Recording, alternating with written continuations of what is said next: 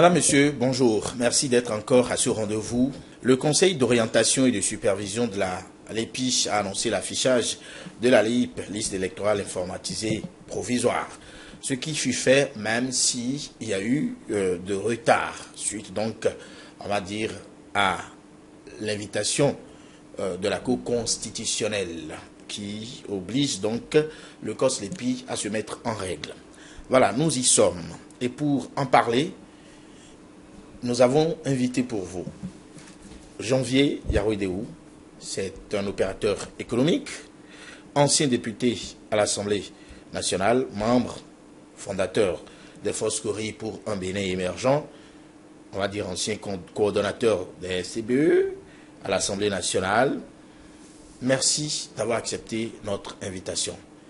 On se demande donc si nous avons désormais, ou si nous aurons désormais, une liste électorale fiable pour des élections crédibles, sans contestation. C'est pour ça que nous avons cru devoir faire appel à ce technicien.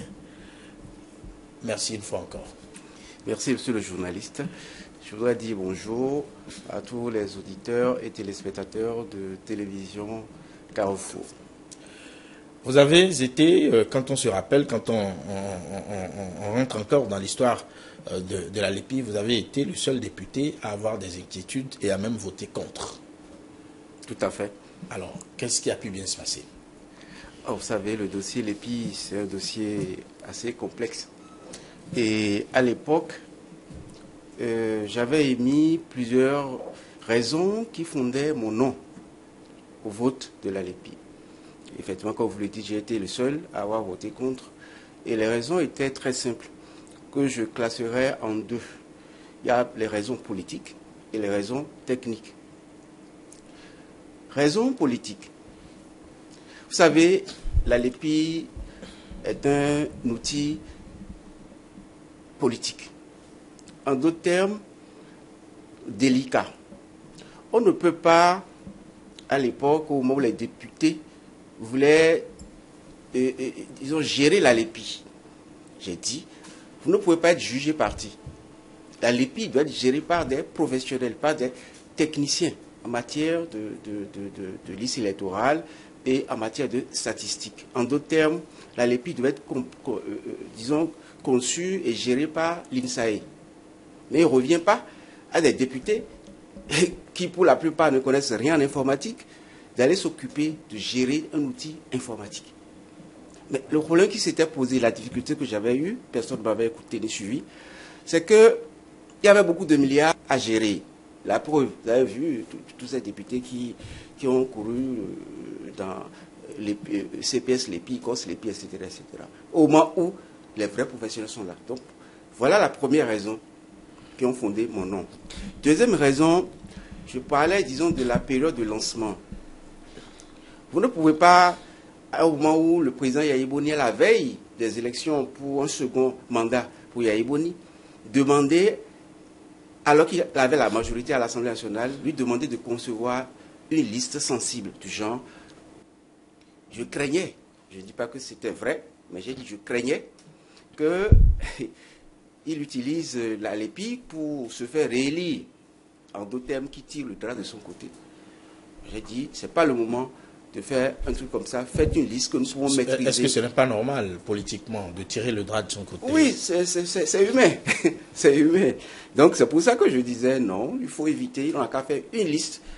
Troisième raison, c'était le délai. Le délai était trop court. Au moment où nous parlions de ça en 2009, il restait moins de 2 ans pour aller aux élections. En 2 ans, faire une bonne LEPI, ce n'était pas possible. Donc, ils ont dû, par exemple, pour la cartographie censitaire, les experts avaient prévu 12 mois. Mais nous avons mis 4 mois pour faire. Et vous avez vu le désastre. La preuve, c'est qu'on a été obligé de reprendre tout, pratiquement avec COS-LEPI. Donc, toujours sur ce volet, l'insuffisance majeure qu'il y avait aussi dans la procédure, c'était l'inexistence d'actes de naissance pour tous les Béninois. Pour faire une bonne LEPI, il faut que tous les Béninois, que ceux qui sont censés être donc dans l'ordinateur soient de vrais Béninois, qui ont leur acte de naissance. Et puis, Dans tout projet important, pour des projets du genre dans les pays développés, il y a ce qu'on appelle la phase d'expérimentation, la phase pilote. Donc, une fois que c'est établi, nous devons prendre un échantillon, par exemple un département, aller aux élections, pas des élections sensibles, des élections pas très sensibles avec, pour voir ce que ça donne sur le terrain. Vous faites ça, et pour les autres départements, vous y allez avec une liste normale. Et lorsque vous voyez tous les problèmes qui sont posés, en grandeur nature maintenant, vous savez comment recentrer et corriger les erreurs. Mais on a voulu aller très vite, vous avez vu, on a vu le chaos et tout ça. Pour des raisons techniques, j'avais évoqué par exemple la manière dont il fallait transférer les données d'une région à une autre. En d'autres termes, et vous savez, lorsque les informations sont recueillies, empreintes digitales, etc., ça va sur des ordinateurs. Et pour que ces informations aillent vers le serveur central qui se trouve être à Cotonou, comment peut-on faire? Les gens choisissent, disons, des CD. Et vous connaissez tous très bien les CD. Après une copie, soit le CD est perdu. Alors, si le CD d'un tout un village est perdu, tout un bureau de vote est perdu, vous redemanderez aux populations de revenir se faire enregistrer. Le CD peut se dégrader, vous savez très bien, juste passer un peu de poussière. Alors, trimballer des CD de Materi, de Wenki, à Cotonou, vous voyez ce que ça donne. Mais c'est ce qui s'est passé. Du coup, on s'est vu avec beaucoup de Béninois qui n'ont pas trouvé leur nom. Non, il y a ceux qui n'ont pas réussi à se faire enregistrer, mais il y avait également ceux qui ont pu faire l'enregistrement, mais les noms ont disparu. Autre problème technique, c'était l'impartialité des personnes chargées de faire le dédoublonnage. Le dédoublonnage consiste à vérifier dans le serveur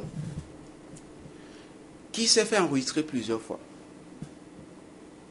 Alors, dites-moi, vous êtes candidat, je le suis. Vous n'êtes pas à la CPS Lépi, moi je le suis. Et il se trouve que dans votre arrondissement, comment voulez-vous que je sais que vous êtes fort dans tel arrondissement, moi je ne le suis pas. Est-ce que je ne suis pas libre, si j'ai la mauvaise foi, de tenter de réduire votre effectif, l'effectif de vos électeurs? Et de mon côté, là où j'ai plusieurs personnes capables de voter pour moi, de laisser les doublons. Oui, honorable, mais la Lépi était censée régler ces problèmes. Et le problème que je posais, c'était justement les hommes chargés de gérer ces problèmes-là ne doivent pas être des hommes politiques. Parce que c'est eux qui doivent manipuler, c'est eux qui sont chargés de contrôler les techniciens qui doivent faire. Et les hommes politiques, leur rôle dans un outil, pour un outil comme ça, c'est d'être à l'écart et de venir faire les vérifications. C'est à eux de gérer. Je suis désolé. Mais beaucoup de vos collègues, quand même, à qui nous avons posé la question, ont estimé que c'était un faux problème, que c'est un instrument politique, et donc ce sont les politiques qui devaient s'en occuper. Mais vous avez vu ce que ça a donné. C'est-à-dire que l'avenir a dit qui a raison. Quand les politiques s'en sont mêlés, ils ont géré. C'est quoi le résultat? Non seulement ils étaient incapables, je leur avais dit, je leur avais donné un délai de 5 ans. Et dans 5 ans, en 2009, je leur disais, dans 5 ans, vous serez au même pied, encore au même point. Donc, personne n'a voulu vous écouter. Personne n'a voulu m'écouter. Vous n'avez pas fait de lobbying avec... vous avez quand même de la cote en ce moment-là à l'Assemblée nationale. Comment avez-vous pu... vous avez échoué, on va dire, dans votre volonté de voir votre pays se doter d'une liste fiable. Oui, j'ai échoué. Et puis, puisque vous êtes... vous êtes, on va dire, spécialiste en la matière, vous êtes docteur en informatique. J'ai échoué parce que j'étais seul. D'abord, ma famille politique FCBE, dirigée par le président de la République, voulait de la Lépi. Chacun avait son intérêt dans cette histoire. Donc, les FCBE ne pouvaient pas me suivre. Puisque le président Yaïboni voulait de la Lépi. Et la raison évoquée, c'est qu'il nous faut un outil sérieux pour aller aux élections en 2011, pouvant nous permettre de gagner. Mais chacun mettait dans outil sérieux pouvant nous permettre de gagner. Dans sérieux, chacun sait ce qu'il y a dans sérieux. Sérieux dans quoi? un outil suffisamment sérieux pour tricher ou un outil suffisamment sérieux pour éviter de tricher. Vous savez, l'ordinateur vous restitue ce que vous y mettez. Vous le savez mieux que moi. Dans l'ordinateur, il n'y a pas de... Dans un programme, c'est moi qui, dans le programme, celui qui écrit le programme, c'est l'informaticien chargé d'écrire le programme. S'il met dans l'ordinateur 1 plus 1, si quelqu'un tape 1 plus 1, au lieu de que ce soit 2, si l'informaticien met 1 plus 1, selon telle région, 1 plus 1, ça fait 8, l'ordinateur va écrire 1 plus 1, ça fait 8. Donc, qui est chargé de gérer, d'écrire le programme de finalisation de résultats? Donc tout ça, dans ce désordre, comment voulez-vous qu'on s'en sorte? Voilà, vous avez vu les résultats. Donc, deuxième groupe, c'était les opposants. Eux aussi, ils ne m'ont pas écouté. Vous n'avez pas été écouté par ma famille politique. Les vôtres. Vous n'avez pas été écouté également. Et j'ai fait le tour. J'ai été chez Mme Rosine Soglo. J'ai fait le tour de tous les grands groupes politiques pour dire le danger. Voilà. Et il m'a été de l'autre côté. Il m'a été dit ce que tout le monde a fait, tout le monde est d'accord, les bailleurs de fonds sont prêts à financer. Et lui sort d'où pour venir nous parler de on ne peut pas faire la LEPI. Donc j'ai été banalisé, au vrai sens du terme. Alors ils ont fait le vote. Je leur ai dit qu'ils vont regretter. Et c'est le lendemain ou 2 jours après le vote que les opposants se rendent compte que la situation était grave. Rapidement, ils écrivent pour demander à ce que dans les 3 mois, on reprenne. La Cour constitutionnelle dirigée par Robert Dossou a dit, ben, vous ne prenez rien du tout.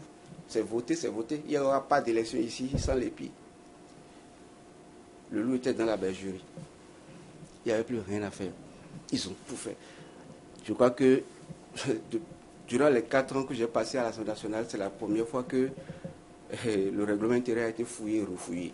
Dans son tréfonds pour voir par quel mécanisme sortir de cet engrenage. Mais Robert Dossou avait parlé. Et c'était fini.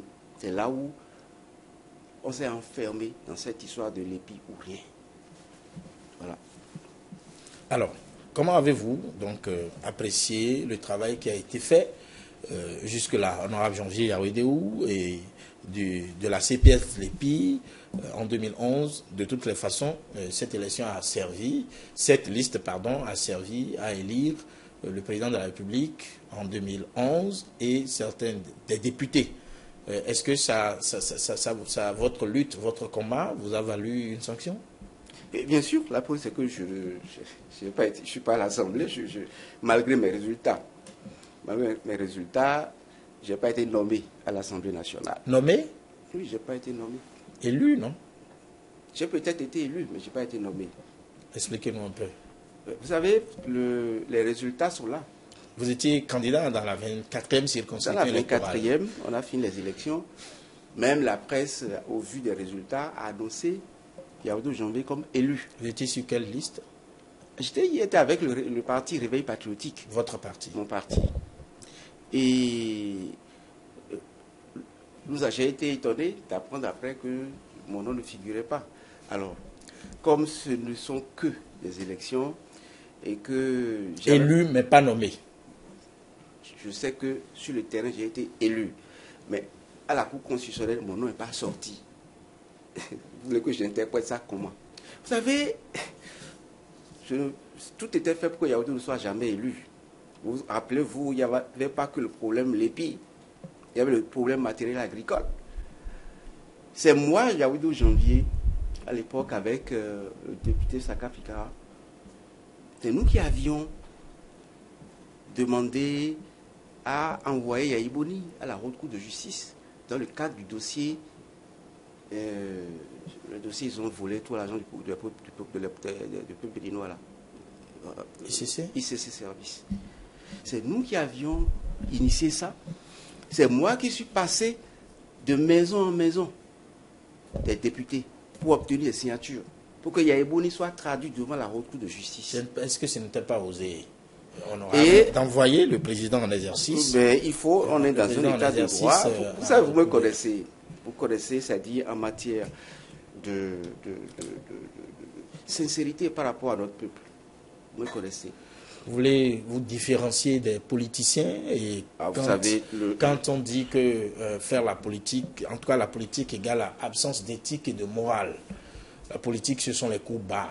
Vous savez, la politique, c'est la méchanceté, c'est la médisance. C'est juste. Mais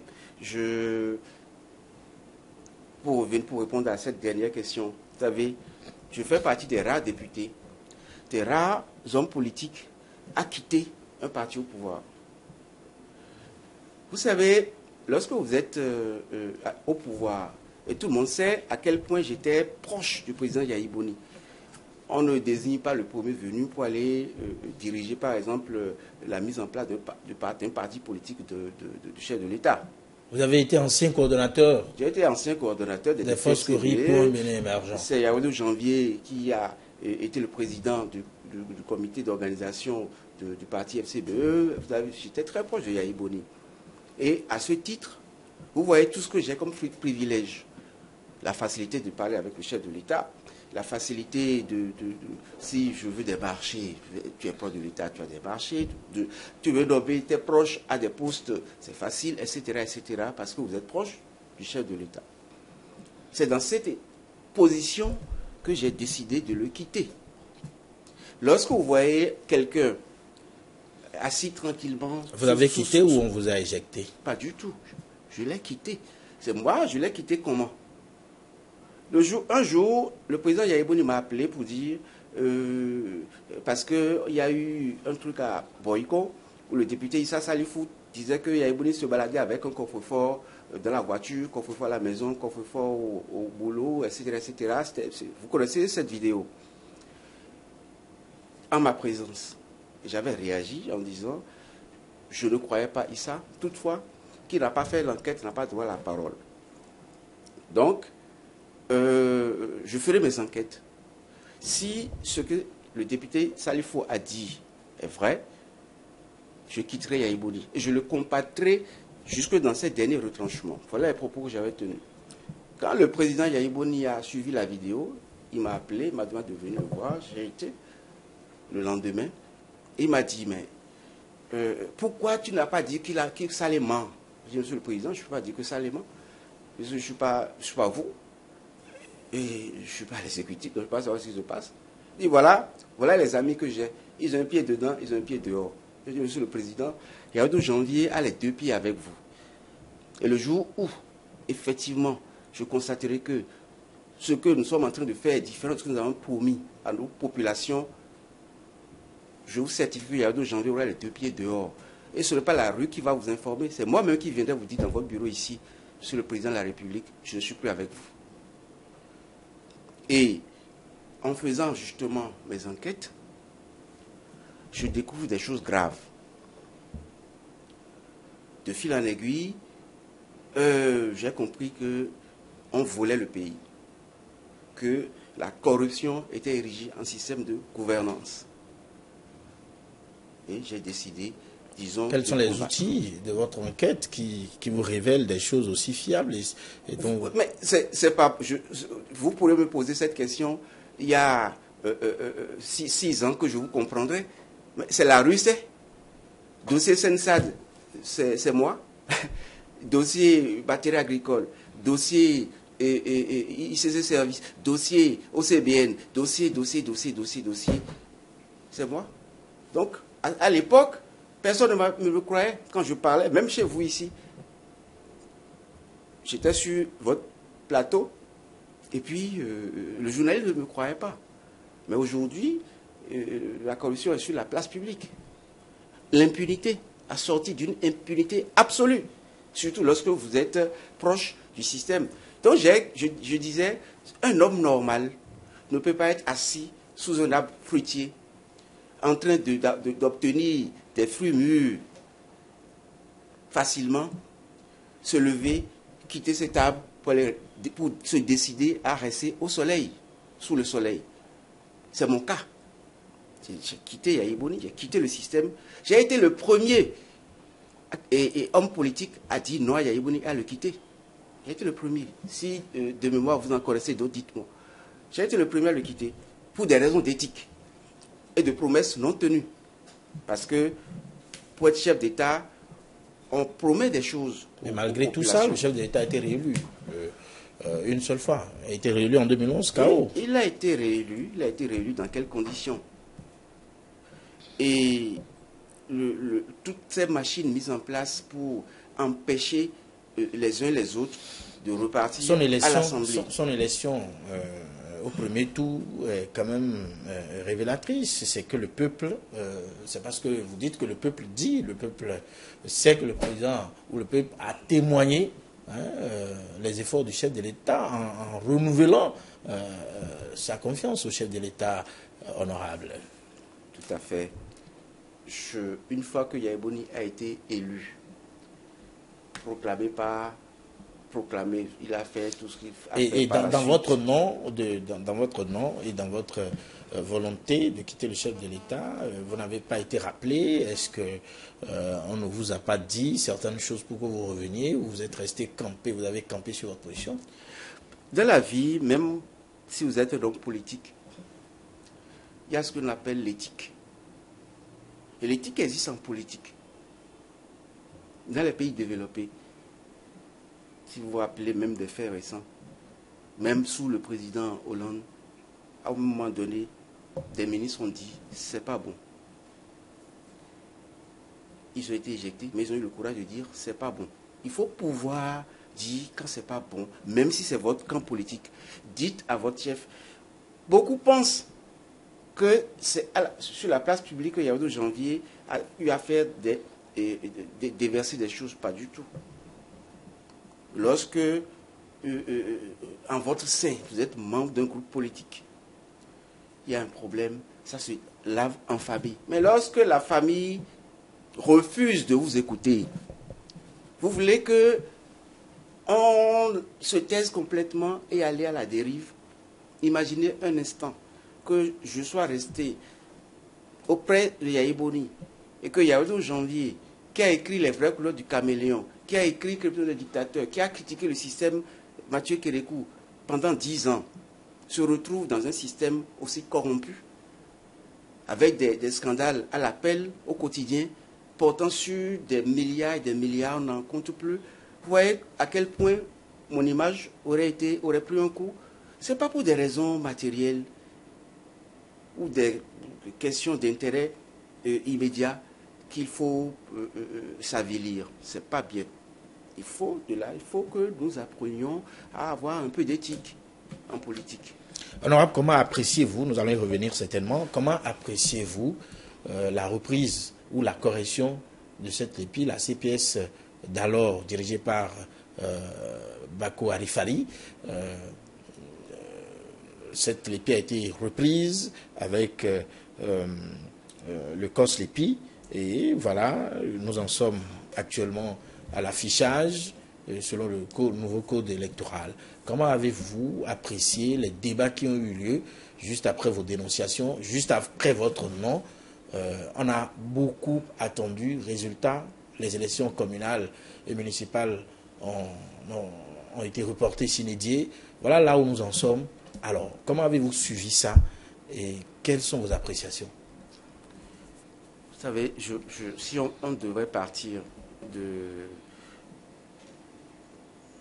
des élections présidentielles législatives 2011,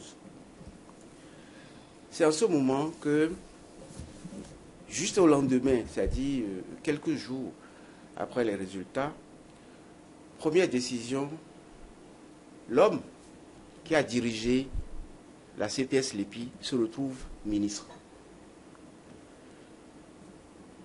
Au nom de quoi? Au nom de quoi le député Kenom Epiphane a été éjecté de son fauteuil de président de CPS LEPI? Quels étaient les calculs? Voilà autant de questionnements que moi, et beaucoup de Béninois aussi, je me posais pour dire Pourquoi tout ça? Nous sommes dans un pays, le Béninois est un pays, disons, le pardon du Béninois est légendaire.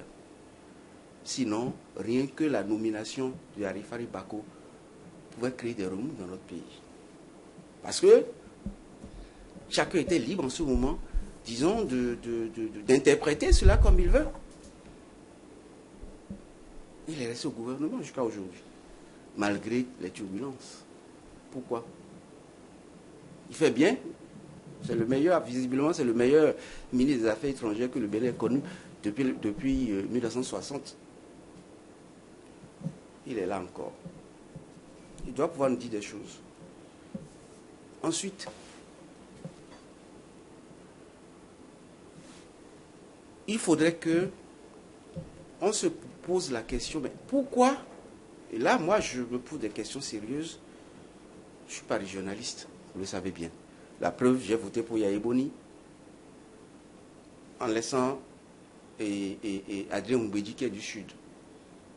Donc, je ne suis pas régionaliste. Mais je suis libre, c'est pas parce que je ne suis pas régionaliste que je ne vais pas me poser des questions citoyennes.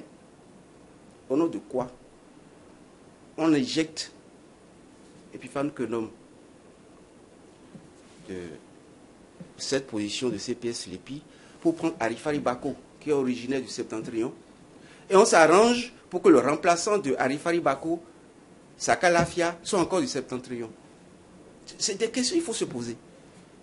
Pourquoi se poser cette question? C'est quand même des Béninois. Bien sûr, mais je dis... Alors, c'est des Béninois. Je vous ai dit, je ne suis pas régionaliste. Mais il y a des questions sincères. Parce que ceux-là sont proches du chef de l'État. C'est pas normal. Pour la sincérité, pour que ce soit crédible, il faut prendre justement. Si on a fait l'épi d'avant, mais moi, si j'étais le président Yaye Boni, j'encouragerais mes députés élus à l'Assemblée nationale à prendre comme président quelqu'un du Sud. Toujours pour l'équilibre régional. Juste pour qu'on ne dise pas, oui, c'est toujours le septentrion qui dirige ces outils délicats. Parce que, pourquoi si je dis ça, ça dégage des sentiments, des appréhensions. Je n'affirme rien. Je n'affirme pas qu'il y a forcément anguille sous roche, mais je dis, je suis libre en tant que citoyen de me dire quel intérêt ils ont à ce que ce soit toujours quelqu'un proche de Yaye Boni qui dirige cet outil-là. Je suis libre, je suis citoyen, je suis libre de le penser. Donc je n'affirme rien, mais je suis libre de le penser. Donc de façon sincère, je dis, j'ai pensé à ça en moi. J'ai eu des doutes. Je me suis posé des questions. C'est tout. Et on nous a présenté donc, comme vous le dites, une liste, c'est affiché, ça a été affiché. Ça a été quand même un peu, après la CPS Lépi, ça a été bien houleux. Ça n'a pas été facile. Vous n'étiez plus à l'Assemblée, mais vous avez subi un peu les débats, le retard qu'il y a eu dans cette reprise. Conséquence, je le disais tantôt, on n'a pas organisé les élections municipales et communales à bonne date. Et il a fallu la décision de la Cour pour remettre, on va dire, chacun dans son rôle pour que les élections soient organisées, parce qu'on tomberait dans une impasse, dans un vide, puisqu'on a estimé que les élections législatives sont constitutionnelles. Comment avez-vous apprécié les débats jusque-là? On a perdu du temps. Nous avons perdu du temps pour rien. Et c'est l'engrenage dans lequel la cour de Robert Dossou a malheureusement entraîné le pays, qui fait que le président Olo et sa cour ne pouvaient que suivre en réalité. Puisqu'il a été dit, une décision officielle rendue par la Cour constitutionnelle avait dit on ne va pas aux élections sans la Lépi. Il faut être sincère. Et cette décision a été interprétée par les uns et les autres et qui disaient en réalité la Cour n'a jamais dit ça, et ça a été quand même interprété selon la compréhension de chacun, selon que chaque acteur, selon la position de chaque acteur. Moi, la lecture que j'ai faite de cette décision, c'est ce que je vous dis. Et aujourd'hui, la Cour qui est là a eu la sagesse de forcer. Moi, j'ai applaudi le jour où j'ai pris cette décision. Pour vous, c'était une bonne décision? C'était une bonne décision, parce qu'il faut que la récréation cesse enfin. Parce qu'on ne peut pas, dans un pays sérieux... C'est quoi un pays réellement démocratique, un pays qu'on considère comme un pays? C'est quand les élections sont tenues à bonne date. Dans aucun pays au monde qui se dit démocratique les élections communales, 2 ans de retard. Dans quel pays vous avez vu ça? C'est un désordre. C'est un désordre parfait. On n'est plus dans une démocratie. Donc, si la Cour a finalement pris ses responsabilités, je dis, c'est très bien. Les problèmes d'argent, on n'a pas eu l'argent, le COSLEPI. On a aussi appris qu'en réalité, on a parlé de correction de l'ancienne liste, mais on apprend aussi que c'est une reprise carrément de l'outil. Et qu'est-ce que vous en dites? Vous savez, moi je voudrais bien demander aux membres de la CPS-LEPI d'envoyer sur Internet l'ancienne liste. La nouvelle liste est déjà sur Internet. Que les spécialistes téléchargent les 2 fichiers pour voir l'écart. Je suis malheureusement sur un plateau télé, donc il ne m'est pas autorisé de tout dire. Mais je demande, s'ils sont vraiment courageux, je leur demande de publier, puis si ça devait être fait, ça n'a pas été fait, il faut corriger ça, l'ancienne liste avec laquelle nous avons été aux élections, de publier, pour que vous voyez l'écart. Êtes-vous d'accord avec ceux qui estiment que la liste, cette fois-ci, a été reprise dans son ensemble? Si ça a été repris, je dis, tant mieux, même si ce n'est pas parfait, ça aurait été forcé. Je suis persuadé que ça doit être largement meilleur à ce qu'on nous a servi en 2011. Je suis persuadé. Et c'est d'ailleurs le but de l'opération. Mais je propose à ce que les gens n'avaient pas fait en 2011, c'est-à-dire la publication sur Internet de la liste, qu'on fasse pour qu'on voit l'écart. On ne parle plus de la CPS maintenant. Mais je dis, c'est pour que les Béninois comprennent s'ils ont été grugés ou pas, de combien de millions de Béninois fictifs il y a eu sur l'ancienne liste, qu'on compare. Et là, on verra. Au moins on ne peut plus rien, tout est passé, mais au moins que pour notre gouverne, c'est bien de savoir. Je dis encore une fois, je n'affirme rien, mais je demande. Parce que c'est normal que je cherche à comprendre. Moi, j'ai peut-être compris, j'ai peut-être eu des choses, mais ce serait bien que officiellement, qu'on publie l'ancienne liste et qu'on compare les 2 fichiers.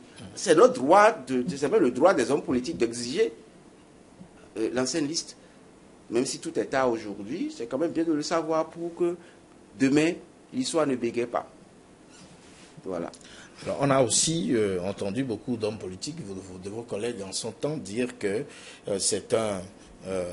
c'est quelqu'un qui détient, quelqu'un encore proche du chef de l'État qui détient la clé du serveur, qui peut mettre les données et entrer, sortir ou faire entrer des données. En tant que spécialiste, docteur, je le rappelle, en informatique, dites-nous, est-ce que c'est possible que quelqu'un détienne simplement le mot de passe ou ce soit quelqu'un qui puisse lui-même faire entrer des données ou sortir à son gré?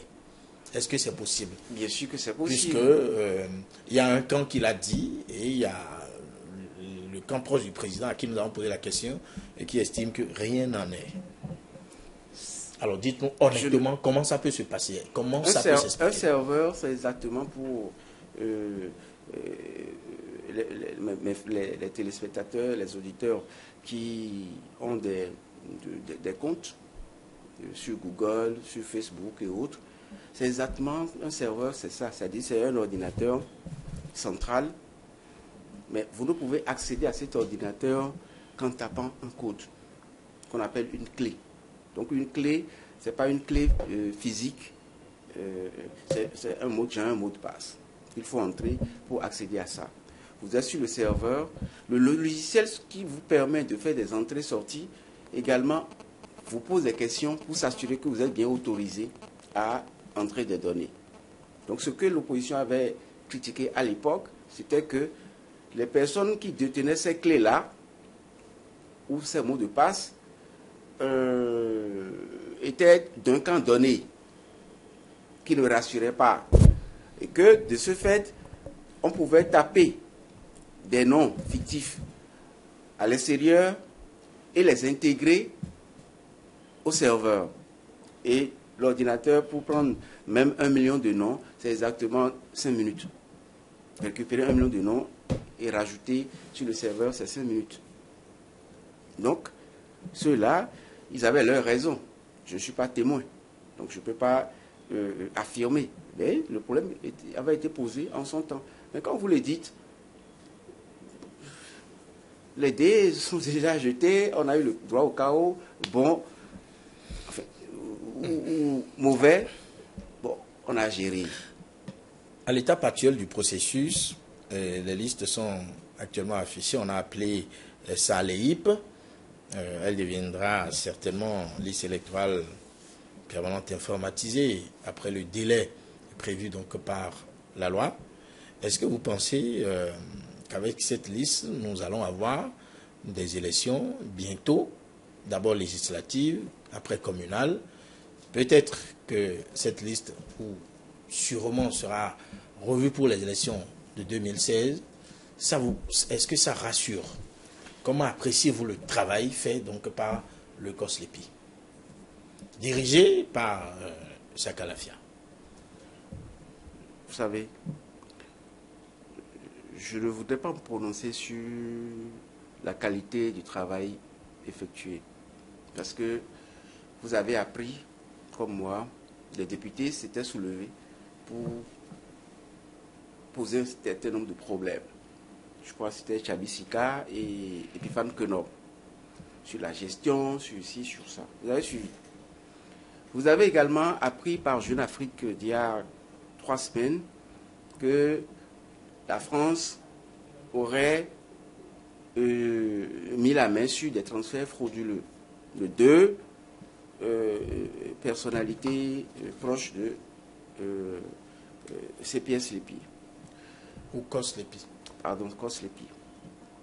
Vous avez suivi, il y a 3 ou 4 jours, un député, le nom d'un député, membre du COSLEPI, qui dénonce un autre député, comme quoi des fonds avoisinant des 200 millions ont été transférés par des sociétés appartenant aux membres de COSLEPI, etc., etc. Qu'est-ce qui est vrai dans tout ça? On ne sait pas. Mais vous ne trouvez pas qu'il y a déjà trop de dénonciations dans la gestion? Est-ce que les gens se sont préoccupés beaucoup plus du sérieux du travail à faire, ou bien ils se sont préoccupés de leur poche? Dans tout ça, comment voulez-vous quel regard voulez-vous que je porte? Vous ne trouvez pas que ce que je reprochais en 2009 en disant ne mettez pas des gens, des personnes du genre pour aller gérer, mettez des professionnels et aller contrôler? Vous ne trouvez pas que j'ai raison aujourd'hui? Donc moi je ne veux pas sur la qualité de ce qu'ils ont fourni là. Pour l'instant, même si vous ne vous prononcez pas sur la qualité, alors est-ce que vous pensez que on pourrait donc aller à ces différentes élections tout avec une liste tout à fait. qui est en train d'être confectionnée? Je suis d'accord, quelle que soit la qualité, voilà, ça dit, quelle que soit la qualité de cette liste, moi, je suis totalement d'accord qu'on aille aux élections, pourvu qu'on ait l'essentiel, pour surtout les élections urgentes, c'est-à-dire les communales et législatives, qu'on aille aux élections. Et avec, dans tous les cas, le danger ne se trouve pas avec les communales et législatives, parce que même si danger il y a, ce ne serait pas trop fort. Les élections locales, on se connaît, c'est une guerre entre frères de quartier. Donc on se connaît, on sait qui est qui, on sait qui a son nom affiché, etc., etc. C'est relativement gérable. Les législatives, un peu plus dur, mais c'est gérable. C'est les présidentielles qui peuvent inquiéter. Et on a le temps, maintenant que la liste est sur le net. S'il y a des villages fictifs, on le saura. Mais l'inquiétude également, c'était qu'on fasse les communales avant toute forme d'élection. Pourquoi? Avec les communales, s'il y a des villages fictifs, on pourra déceler facilement. Parce que village fictif, ça veut dire chef quartier fictif, conseil local fictif, etc. etc. Donc vous auriez souhaité simplement que les élections communales et municipales se déroulent avant. Tout à fait. Est-ce qu'il y a une différence? Que ce soit les législatives ou les municipales, il y a quand même une qui sert de baromètre. C'est au moment des élections communales que nous pourrons déceler plus facilement tout ce qui est fictif. C'était l'intérêt. Maintenant que, de toutes les façons, la décision est prise, c'est pas grave. Une fois que, même si les législatives passent avec les élections communales, ça va nous permettre, disons, d'avoir un regard plus clair sur cette liste-là. Et ça va permettre donc de prévenir les tricheries possibles pour les présidentielles 2016. Voilà. Et donc, vous pouvez, vous êtes sûr que tout se passera quand même bien avec cette liste. Je le pense. Attendons donc de voir. Alors, l'actualité aussi, cette semaine, honorable, c'est les alliances, c'est des lettres ouvertes, vous en avez parlé, dans la 24e circonscription électorale où vous êtes, quelques petits problèmes. Alors, ah bon, il y a des problèmes? Bon, le week-end dernier, vous avez suivi, comme nous autres, marche et contre-marche. Il y a beaucoup de ténors donc, dans la 24e circonscription. Donc, c'est-à-dire que la bataille sera assez lourde. C'est comme, il y a des personnalités et dans la région, on va dire dans le plateau d'Abomey et dans cette région, à Goni, on va dire, vous ne vous entendez pas. Il y a la crise entre même les FCBE, en tout cas les membres du parti de la majorité présidentielle, quelques petits problèmes, on va dire, inhérents à la vie, ouais, qui risquent quand même de faire mal. Oui, vous avez raison quand même. Parce que, vous savez, j'étais à Gmaïnzou il y a quelques semaines, et un vieux qui traditionnellement vote FCBE me disait, mais je ne comprends pas. Les gens ont dit que Yahibouni s'en va en 2016. Non? Je dis oui. Les gens, ils sont venus me voir pour dire qu'ils sont en train de faire liste et que ils veulent que la FCBE ait beaucoup de députés à l'Assemblée nationale. Et moi, je leur ai dit, mais pourquoi encore? Yahibouni s'en va, non? Il dit oui, mais nous, on veut être nombreux. Et ce vieux de Agbainzou m'a dit, mais est-ce que avoir beaucoup de députés à l'Assemblée pour quelqu'un qui est en train de partir ne pose pas un problème? Est-ce que c'est pas, il ne veut pas avoir beaucoup de députés à l'Assemblée nationale pour pouvoir avoir la force nécessaire pour réviser la Constitution et se maintenir au pouvoir? Un parti ou un mouvement de parti créé devrait avoir comme objectif gagner chaque fois des élections. Tout à fait. Mais le risque... Même si le leader charismatique est partant. Est-ce que ce parti ou cette alliance de partis n'est pas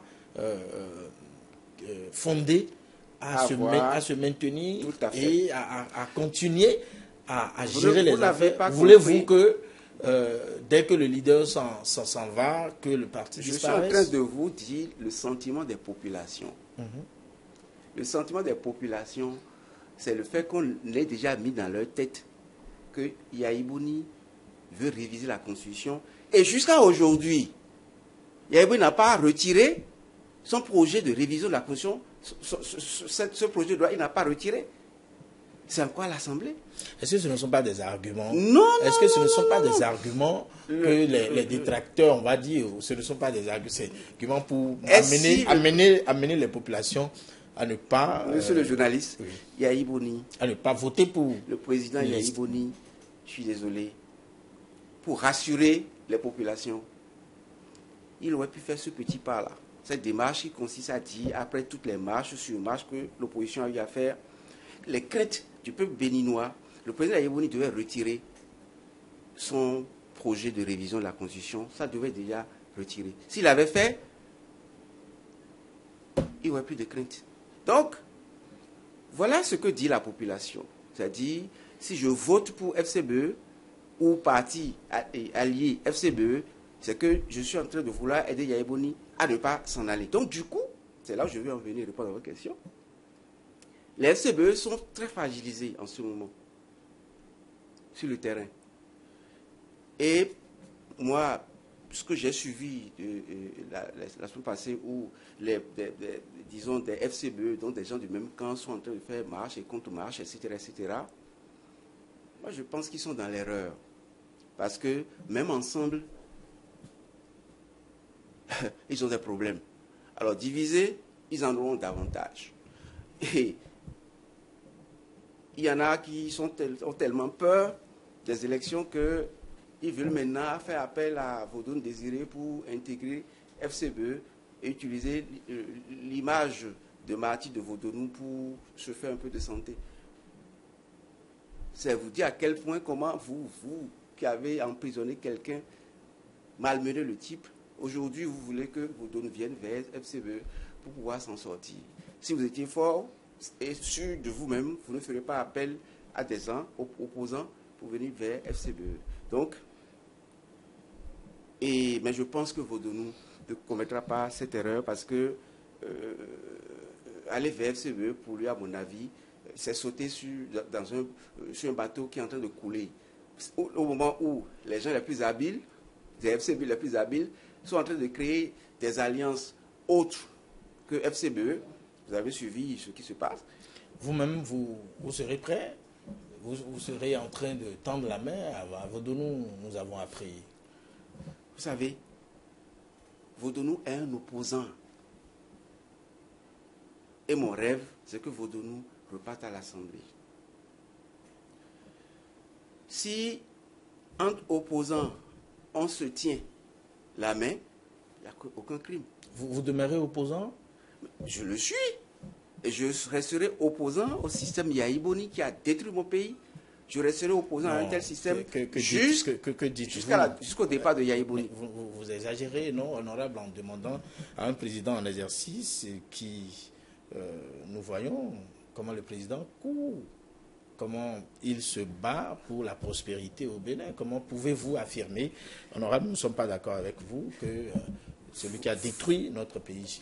Vous savez, rien que le fait de n'avoir pas organisé les élections à bonne date est suffisant pour dire qu'il est en train de détruire notre démocratie. Je dis rien que ça. Je ne parle même pas des affaires. Je parle du fait qu'un président que depuis le renouveau démocratique jusqu'à aujourd'hui, c'est la première fois... Yahi Boni, chef de l'État, chef du gouvernement, dans un pays démocratique qui est basé sur des tests, ne peut que respecter les tests. Pourquoi voulez-vous toutes les fois jeter le tort sur Yahi Boni? Le président Yahi Boni malgré sa défense un peu partout, c'est que toutes les fois, c'est lui dire il a détruit. Vous étiez au départ de l'avènement de Yahi Boni. Monsieur le journaliste, j'étais au départ, mais j'ai quitté très tôt. Parce que vous n'auriez pas été nommé ministre. Ben non. Comment vous pouvez dire sur Yaoundé aujourd'hui? Ministre de Yahi Boni. Même si je le lui ai dit, hein. Et le son est là. J'ai dit à Yahi Boni, à Wenki, devant 2000 personnes, Monsieur le Président de la République, je ne vais jamais dans votre gouvernement, même avec un milliard là-dessus. Je lui ai dit. Mais c'est quand les choses ont commencé par mal aller. Oui, mais ça, parce que justement... On ne connaissait pas les deals que vous avez... Nous n'avons pas véritablement, honorable, les deals que vous avez fait avec le président en son temps, parce que vous étiez coordonnateur, vous étiez, c'était la lune de miel, Mais ce qui a fait la lune de fiel, nous n'avons pas compris. Mais vous savez, est-ce que vous n'avez pas demandé des choses et vous ne les avez pas obtenues? Et ça, j'ai eu, par rapport à Yahi Boni, tout ce qu'on pouvait offrir à un ami, j'ai eu. Je n'ai pas eu de problème. Le problème qui m'oppose à Yahi Boni, ce n'est pas du tout des questions d'intérêt. Je vous ai déjà dit, j'étais patron de tout. Donc, on ne peut pas dire que Yahi Boni ne m'a pas donné ce qu'il aurait pu donner. Vous en voulez un peu de plus? C'est toujours bien de chercher à être ministre. Vous savez, être ministre de Yahi Boni. Non, mais entre-temps, si on vous l'avait proposé pendant que vous étiez ensemble. Mais on me l'a proposé. Ministre de l'Intérieur. Je vous jure sur la tombe de ma mère qu'on me l'a proposé. Et j'étais même pas sûr. C'était quel ministère? Non, je ne vous ai pas ça. La première fois que je n'en ai jamais parlé, mais j'ai dit, je jure sur la tombe de ma mère qu'on me l'a proposé. Mais j'ai dit non. Ce n'est pas tout ce qu'on vous donne qu'il faut prendre. Si c'est pour parler de ministère, il ne faut pas prendre tout ce qu'on vous offre. Non, non, non, non, non, jamais. Le problème qui justifie mon départ donc, du groupe Yahi Boni, la FCBE, c'était juste un non-respect des promesses et des principes. C'est une affaire de principe. Nous avons dit, le président Yahi Boni, le deal qu'il y a eu entre nous, chez moi, dans mon salon, chez lui et partout, avec mon groupe politique, c'était tout ce que, Yaoudou Janvier, tu as critiqué, je suis d'accord avec toi, nous allons changer. C'était ça. Nous allons changer. Mais qu'est-ce que j'avais reproché au système du président Mathieu Kérékou? La mauvaise gestion. Et je constate que ce que nous sommes en train de faire est pire. Et vous voulez que pour des prébendes, pour des postes de ministres, que moi, je m'accroche à un groupe du genre, j'ai dit N fois sur le président, ça va mal. J'ai été chez lui N fois pour dire, voilà, ça va pas, ça va pas. Quelles sont les relations qui vous lient actuellement avec vos frères de la 24e circonscription, les personnalités que vous êtes? Je voudrais parler de Akhenatonde, je voudrais parler de Lambert Coty, je voudrais parler de l'honorable Zéphirin Kedjaoune, l'honorable Lazare Sebrito. Quelles sont les relations qui vous lient? Puisque vous êtes de potentiels candidats, tout ça, discuter. Tous ces noms-là que vous évoquez, vous retenez qu'il y a deux camps. Il y a le camp de l'opposition et il y a le camp de la mouvance présidentielle. Côté, et vous savez, tout ce qui est proche du pouvoir a du monde. Donc, je vous disais tout à l'heure, c'est plus facile de quitter l'opposition, sauter dans la mouvance, parce qu'il y a des choses à bouffer là-bas, que d'être de la mouvance et sauter pour dire je rejoins le soleil. Je vous l'ai dit tout à l'heure. Donc, il y a forcément plus de monde dans la mouvance. Parce que de l'autre côté, c'est dur. Mais, entre frères, on se parle. Ce n'est pas que Akhenatonde et moi, on ne se parle pas. C'est-à-dire, c'est le sentiment que ça dégage. On se parle, quand on se voit, on se salue. Mais est-ce que vous discutez autour des questions de développement, autour des questions de développement de votre localité, du plateau d'Abomey en général? Vous êtes un certain nombre de cadres dans le plateau d'Abomey, on va dire Agoni et tout. Vous êtes vraiment nombreux. Vous avez été nombreux à passer au gouvernement, à passer à des postes. Mais pouvez-vous nous dire qu'est-ce qui fait véritablement que tous les jours vous êtes divisés? On est divisés parce qu'on ne s'entend pas sur des questions d'intérêt général. C'est des questions d'intérêt personnel. Les questions d'intérêt personnel préoccupent beaucoup plus les Béninois, les politiciens béninois, que les questions d'intérêt général. Moi, tout le monde a suivi le combat que j'ai mené quand j'étais à l'Assemblée nationale. Pour l'intérêt national et non pour mon intérêt. Moi, mon intérêt, c'était de me taire, de la boucler, de rester avec Yahi Boni, de bouffer, me remplir le ventre. Je pouvais le faire. Et je ne l'ai pas fait. Je serais, si j'étais resté, si j'avais, je m'étais comporté comme vous le dites, mais je serais resté député FCBE, j'aurais peut-être été ministre. Parce que, rappelez-vous, tous ceux qui étaient dans la coordination FCBE aujourd'hui sont tous ministres de ci, de ça, etc. Mon adjoint à l'Assemblée, c'était Eric Nda. mon porte-parole, le porte-parole du groupe, c'était Degla, etc. Donc, je serais resté dans mon coin pour dire mon intérêt que j'aurais défendu. Le point qui se pose, c'est que les nôtres sont beaucoup plus préoccupés par leurs questions personnelles. Puisque, honorable, on entend des politiciens dire que c'est quand on est autour de la marmite que on a beaucoup de choses.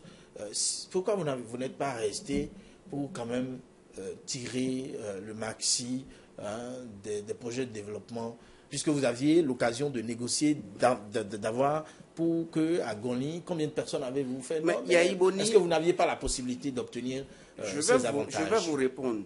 Je prends le cas de Agoni et autres. Agoni a bénéficié de 4 ministres depuis l'arrivée au pouvoir de Yaïboni. 4. C'est rare. 4 ministres. Vous pensez que ces 4 ministres qui sont succédés n'ont pas eu l'occasion de développer leur coin?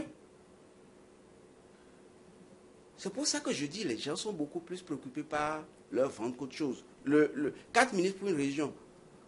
Il y a eu, je ne les cite pas, mais vous les connaissez. On peut les citer. Il y a Roger Dovanou. Il y a Roger Dovanou, il y a Lambert Koti, il y a Kenatonde 2 fois.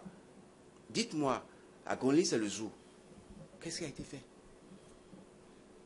Donc, ce n'est pas se faire nommer ou qu'une région ait bénéficié d'un poste ministériel que sachant quelque chose dans une région, forcément. Pas du tout. Mais vous étiez quand même nombreux à être proche du chef de l'État, on va dire. L'honorable Zéphirin Kendian-Houndé aussi. Ne parlez pas de moi, parce que l'honorable Kendian-Houndé, par exemple, se dit très proche et qu'il parle. Très proche, c'est pas qu'il parle régulièrement avec le chef de l'État. Ils sont tous avec le chef de l'État. Mais il parle avec le chef de l'État, il parle de ses intérêts, ou il parle de l'intérêt de la région. C'est ça, il ne faut pas être proche. Le ministre de Agoni, là, lui, il n'est pas propre ministre des TP en plus. Il n'est pas propre du chef de l'État. Mais la région a bénéficié de quoi? De rien du tout. Donc, vous en êtes sûr? Dites-moi si vous en avez vu. Il y a eu des dodanes qui ont été et qui ont été célébrés. C'est vrai, c'est vrai. J'ai vu. Ça a esquinté suffisamment nos véhicules. Parce que les dodanes, c'est pour ralentir et non pour détruire des véhicules. Donc, ça a été très bien fait. Évidemment, lorsque un enseignant va prendre un poste en remplacement d'un professionnel des TP, voilà ce que ça donne. Donc, pour revenir, moi je ne vais pas rentrer dans la question de personne. Oui, n'importe qui peut quand même accéder à des postes. Monsieur le journaliste, nous soyons sérieux là. À des postes, on nous a toujours dit qu'on n'a pas besoin d'un technicien pour occuper tel ou tel. Je vais vous poser une question. C'est vous qui posez les questions. C'est moi qui pose les questions. Oui, mais je voudrais vous poser une petite question. C'est pas pour vous perturber. C'est vous le chef ici.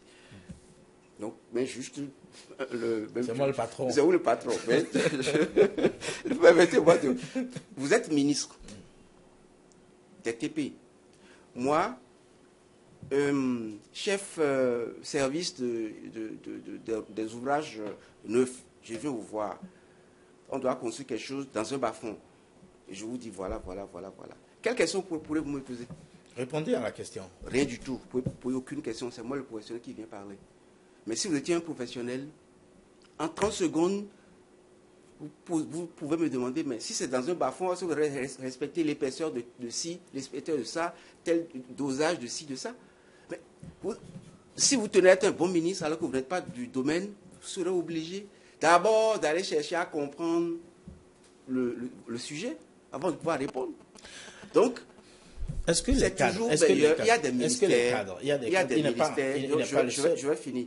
Il y a des ministères pas trop sensibles, des ministères pas trop techniques, dans lesquels n'importe qui intellectuel peut être ministre. Mais il y a des ministères sensibles.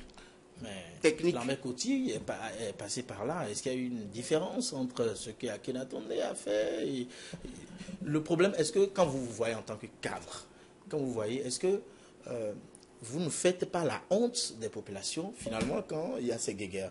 Est-ce que ça ne vous fait pas réfléchir? Est-ce que vous ne vous jouez pas des populations? C'est la faute aux populations. La réponse, c'est oui. Les politiciens... Est-ce que vous ne faites pas honte? Je dis, on ne fait même plus que honte. Les politiciens font plus que honte. C'est là où je suis d'accord avec vous. Peut-être c'est ma propre conclusion. Les policiers ne font plus que honte. Parce que, mais je dis en même temps que ces politiciens font honte, je dis c'est la faute aux populations. Lorsque vous voulez, par exemple, je dis élection législative, au lieu que ces populations recherchent quelles sont les personnes, si j'ai lu Jacques... On va permettre au... juste, je finis. On va permettre... Non, juste pour...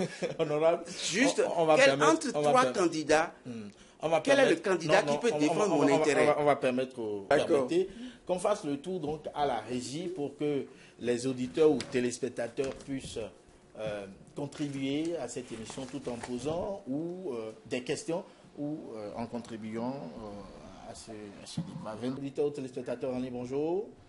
Bonjour, monsieur le journaliste. Je salue monsieur Lagodéo. Je sais, nous n'ayons depuis ces points. Nous n'ayons depuis ces points. Nous n'ayons où? Oui, depuis ces points. Nous vous écoutons. Voilà, je voudrais féliciter l'honorable Lagodéo et lui demander que de toute façon, moi, la lecture ne me connaît pas encore. Et puis, deuxième question, est-ce que aujourd'hui la situation n'est pas venue pour que qu'on ait une nouvelle conférence nationale ou que carrément l'armée ne prenne le pouvoir pour gérer la transition? Je vous remercie. Merci, M. Nounayon, pour votre question. Auditeur ou téléspectateur en ligne, bonjour. Oui, allô. Bonjour. Guédemé Aristide. Oui, depuis Boycon. Nous vous écoutons. Bonjour, Laurent Yaouedéo. Bonjour. Je me prie à 4 en vous demandant de faire une émission sur le même thème en langue nationale fond dans cette journée pour éclairer l'opinion publique davantage. Première préoccupation. Et si malgré tout, le président Yahi Boni aura la majorité à l'Assemblée nationale, que direz-vous après? Deuxième question. Nous avions appris que Roland Boudelon est toujours privé de ses comptes, sa carte d'identité, sa passeport et d'autres pièces. C'est pourquoi il veut aller à FCDE. Oui ou non? Êtes-vous sûr que les élections auront lieu en 2015? Troisième question. Nous avions appris que les poliers ICT et services seront payés et qu'ils devraient aller se recenser au commissariat. Qu'en pensez-vous? Combien pouvez-vous donner à l'honorable Zanaï en tout ce qui concerne ce qu'il fait pour ce pays? Merci. Pour finir, que pensez-vous de la constitution de la voie à Katato Boycon et le meeting de CDF à Zapota la fois dernière? Merci, portez-vous bien. Auditeur ou téléspectateur, on y bonjour. Allô? Allô? Allô? Oui, ça peut y aller maintenant. Oui, je dis bien que c'est Georges Imandi. Docteur? Non, non, pas docteur, dit Georges Imandi. Georges Imandi. Oui. Nous vous écoutons. Ok. Je dis les hauts cadres. Je dis, moi je suis chef quartier et depuis 6 ans que je suis là, aucun cadre de mon quartier ne fait la partie de moi pour dire qu'est-ce qu'on peut faire dans ce quartier, dans cette localité. Voilà les problèmes que nous vivons. Tant que les autorités, les hauts cadres ne vont pas se rapprocher de leur localité, de leurs responsables de localité, pour chercher à développer leur localité, qu'est-ce qu'on peut croire de ceux-là? Comme le rabbin est en train de le dire, ils ne font que penser vraiment à leur intérêt personnel. Je vous remercie. Merci. Portez-vous bien. Monsieur Georges Nimadi. Auditeur ou téléspectateur en ligne, bonjour. Oui, allô? À qui avons l'honneur? Allô? Oui, nous vous recevons. Parlez un peu plus fort. Oui, allô, bonjour. Bonjour, à qui avons l'honneur? Vous avez l'honneur à monsieur Marcel Diadatin. Nous vous écoutons, Marcel Diadatin. Ok, je salue l'honorable Yaouedéo. Bonjour, monsieur Martin. Je n'ai pas une très grande préoccupation, mais je voudrais... Alors, qu'est-ce qu'il a pu apporter aux populations du plateau d'Abomey concrètement? qu'il puisse nous, n'est-ce pas, étaler. Merci. Merci, Marcel Dialatin, pour votre préoccupation. L'honorable M. fera le devoir de répondre à ces préoccupations. Ici, on peut en recevoir. Encore, nous le ferons. Auditeurs, téléspectateurs en ligne, bonjour. Oui, monsieur Ambroise Goulon, bonjour. Bonjour. Bernard Flavien Fouda, je salue votre invité. Merci. Quelques préoccupations. Allons-y. Le parcours calamiteux de la LEPI rassure-t-il pour des élections crédibles lorsqu'on se rend compte que la LEPI change de nom pour devenir l'EI? L'actuelle opération de reprise de la liste électorale qui a engrangé assez de millions et qui, ma foi, n'a pas encore satisfait le moindre des Béninois, cette liste pourrait-elle être validée par la Cour constitutionnelle à l'étape actuelle? Quel mécanisme urgent pourrait-on mettre en place pour forcer l'État central à auditer le corps LEPI, encore que des soupçons pèsent sur certains de ses membres, pour corruption, à en croire Jeune Afrique et certains Béninois? Je vais nommer l'honorable Afonsi. Pour finir, honorable, quel est votre point de vue sur le comportement peu orthodoxe de certains des députés qui tiennent des propos désobligeants qui les discréditent? Je fais allusion au cas d'Adamati et à Holokeke. Excellente journée de Mécal à vous, je vous remercie. Merci, portez-vous bien. Bernard Flavien Fouda pour votre intervention. Auditeurs ou téléspectateurs en ligne, bonjour. Bonjour. Il est parti, nous allons recevoir le tout dernier. Donc, auditeurs ou téléspectateurs en ligne, bonjour. Bonjour. Monsieur. Allô? Bonjour. Oui, moi je m'appelle Éloi Coton. Oui. Et je salue monsieur honorable Janvier. Et si vous avez du temps, il faut encore revenir pour parler fond. Merci beaucoup. Portez-vous bien. Pas de préoccupation, c'est une suggestion. Avec l'indulgence de la régie, nous recevrons le tout dernier. Auditeurs, téléspectateurs en ligne, bonjour. Bonjour. Allô? Bonjour. Bonjour. À qui avons l'honneur? Au groupe Idrissou Eurikimpe. Ah, voyez comme ici. Bonjour, honorable. Bonjour, monsieur. Je vais demander quelque chose pour toi. Il faut pardonner. Il faut pardonner. Ce que tu as dit aujourd'hui, c'est important. Je vais te dire que ce vrai radio Carrefour là, il y a quoi là dedans? Il y a. Franchement, monsieur Ogounini, nous ne vous comprenons pas du tout. Je parie que l'honorable aussi a du mal à saisir véritablement l'essentiel de votre préoccupation. Peut-être que vous aurez le temps, quand l'honorable voudra bien passer en langue, pour poser vos questions. Ce sera donc tout pour cette série d'interventions. Merci. Honorable, nous passerons rapidement aux préoccupations. Vous avez bien donné la réponse à ces téléspectateurs pour que nous puissions avancer dans l'émission. Je vous remercie, monsieur le journaliste. Je crois qu'il y a eu beaucoup plus de contributions que de questions.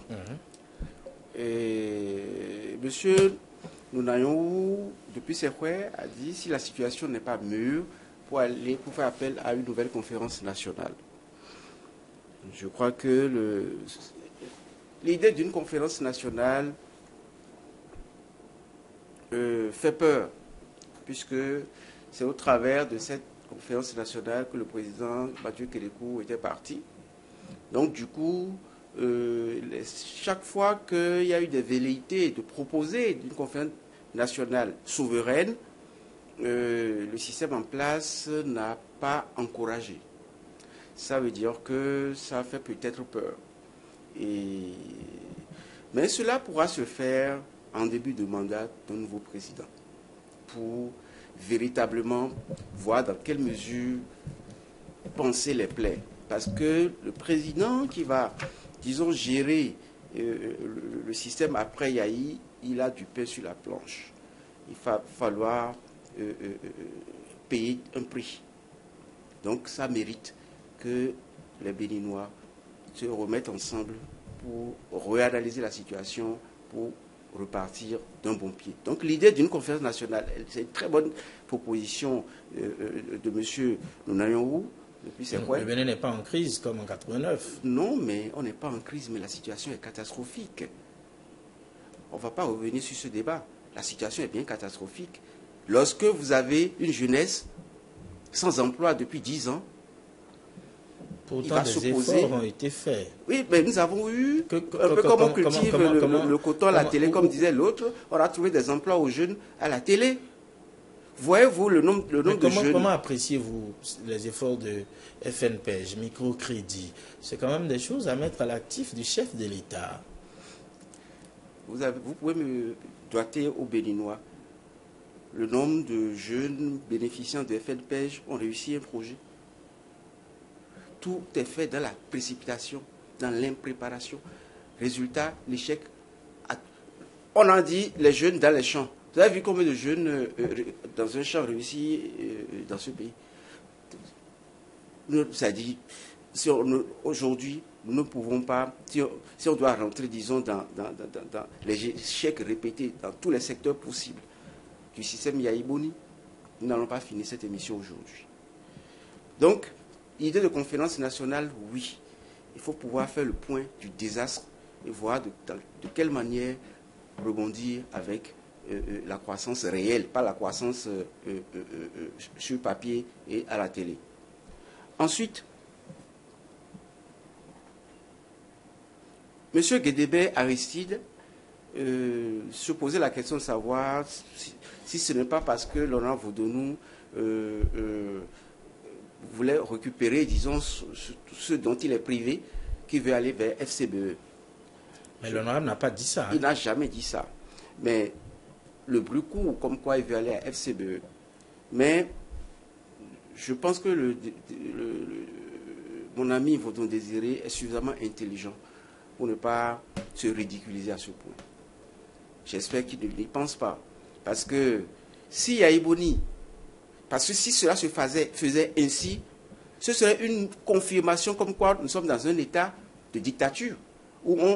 Parce que Vaudonou irait vers le groupe FCBE suite à un chantage. Si le président Yaïbouni veut être sincère et que Vaudonou réellement n'a rien fait de mal et qu'aujourd'hui le problème est réglé, il laisse la liberté au député Vaudonou de retrouver son droit citoyen. Il débloque les comptes de Vaudon Désiré. Après cela, si Laurent Vaudon Désiré se décidait à aller vers FCBE, loisible à lui. Et là, on va dire qu'il est allé vers FCBE dans des circonstances normales. Mais si tu viens de FCBE, si tu as venu sur FCBE tout de suite, tu retrouves ta liberté, tu retrouves ton argent bloqué, je dis, ça s'appelle du chantage. Et ce n'est pas sain pour un État, dans un État de droit. Et ça va faire encore, même si c'est politique, ça fera encore tache d'huile dans l'histoire de notre pays. Ensuite, il paraît que les spoliés, ces services auront la chance de se faire payer.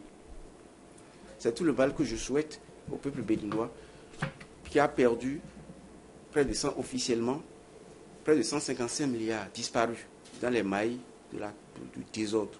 Donc, si ils sont payés, je ne crois pas. On peut payer peut-être les petits, mais les gros, ça m'étonnerait. Mais, wait and see, comme disent les autres. Monsieur Georges Imadi a expliqué qu'aucun cadre ne s'est rapproché de lui dans son village pour dire qu'est-ce qu'on peut faire. Mais c'est ce dont on a débattu en long et en large. Les cadres ne se préoccupent pas des problèmes des leurs.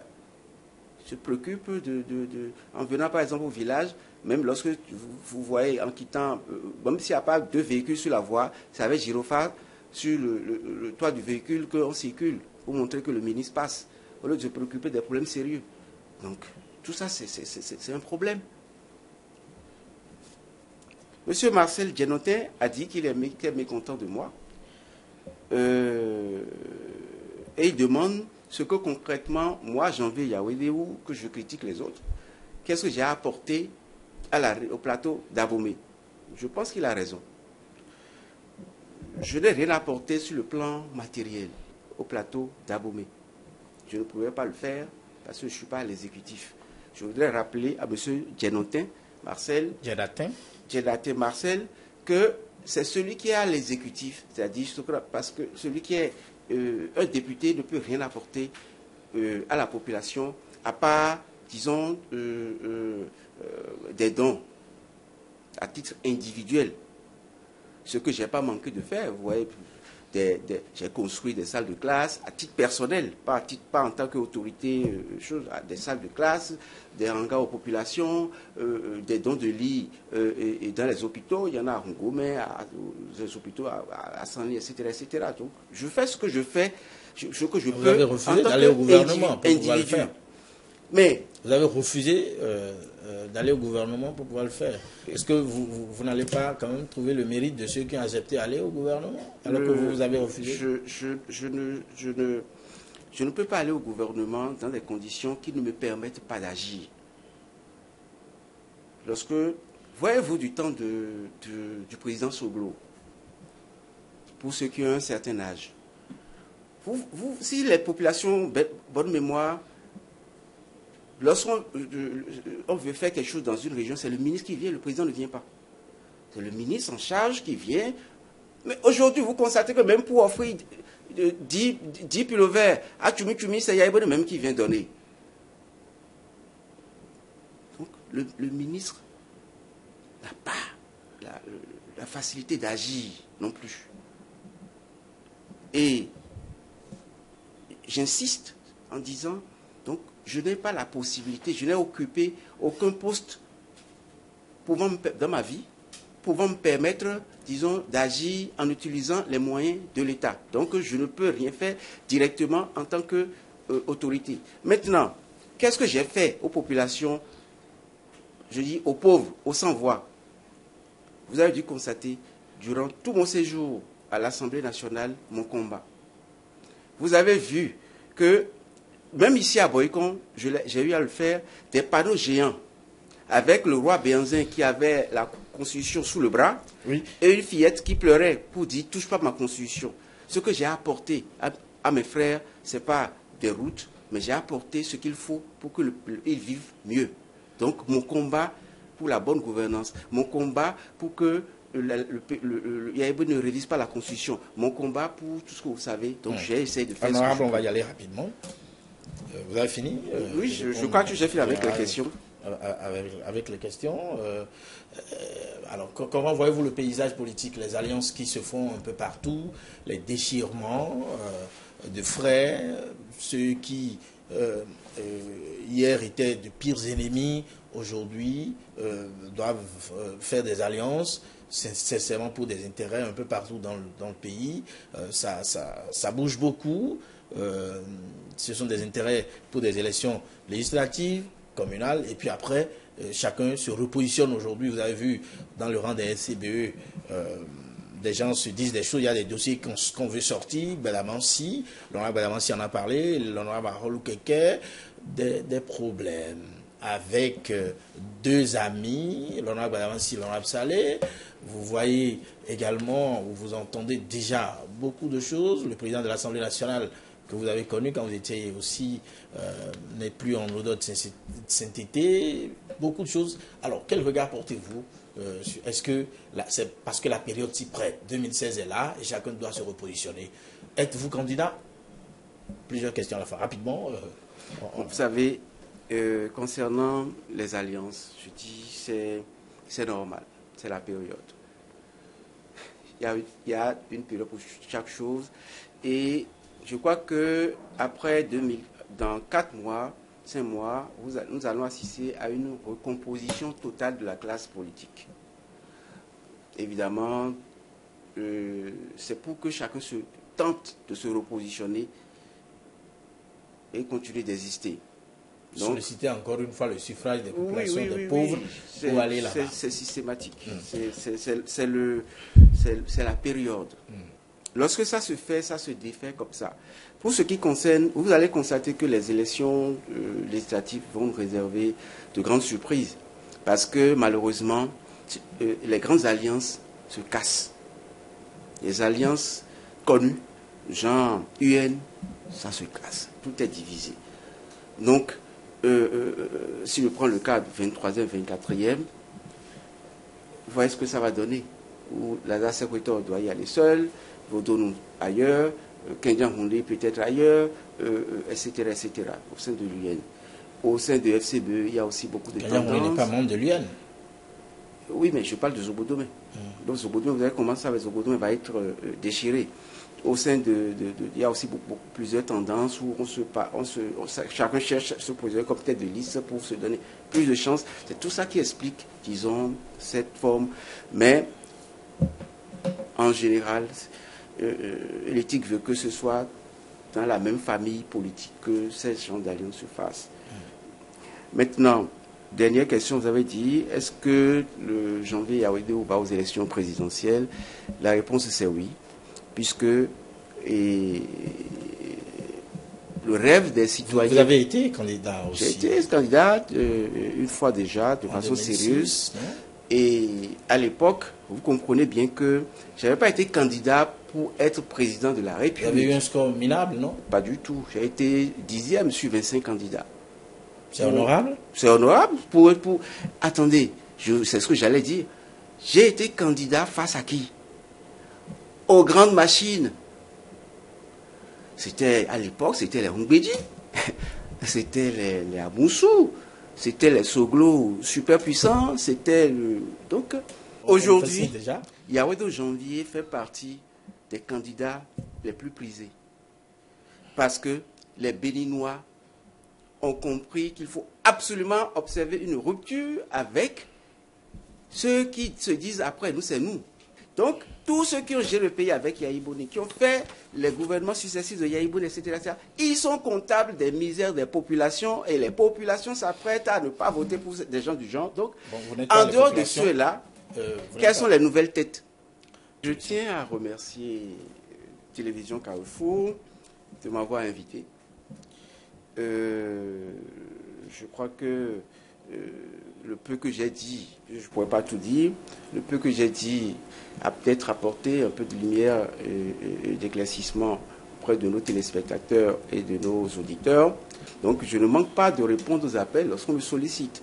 Et je suis un peu plus présent sur les chaînes de télévision à Cotonou. Donc celui qui a posé la question visiblement ne me suit pas trop. Sinon, on est tout le temps au front. Toutes les marches que la plateforme a organisées pour dire à Yahya Boni que ça ne va pas, Yaoundé Janvier était de la partie. Donc on se bat tout le temps. Et aux auditeurs, à nos téléspectateurs, je dis merci beaucoup de m'avoir suivi.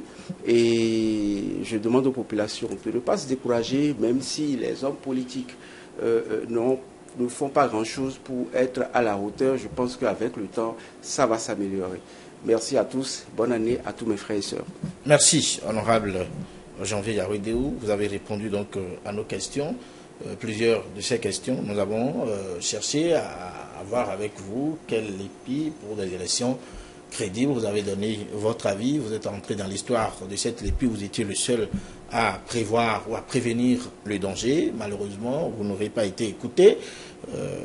Ni par votre famille politique, ni par les opposants. Après, ils vous ont compris. Alors, peut-on donc conclure que vous êtes un homme politique hors pair ou un homme politique vertueux?